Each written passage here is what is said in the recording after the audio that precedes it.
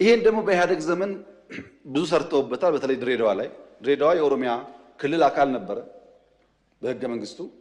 ሶማሌዎች እና ኦሮሞዎች ወንድማማች ሆነው ለብዙ ዓመት ኖረዋል።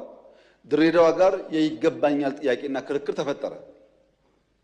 ሲፈጠር በኢህአደግ ዘመን በዚህማ አንጨቃጨቅም፣ ድሬዳዋ ከኦሮሚያ ይነጠልና ለፌዴራል መንግስት ይሁን፣ ሶማሌ አንዱን ተርም ከንቲባ ይሁን፣ አንዱን ተርም ኦሮሞ ከንቲባ ይሁን ብለው አስማሙ። ይሄ ግን ህገ መንግስት ላይ የለም። ከዚያ በኋላ ድሬዳዋ ሶማሌና ኦሮሞዎች በሰላም እየኖሩ ነው። በጣም ጥሩ።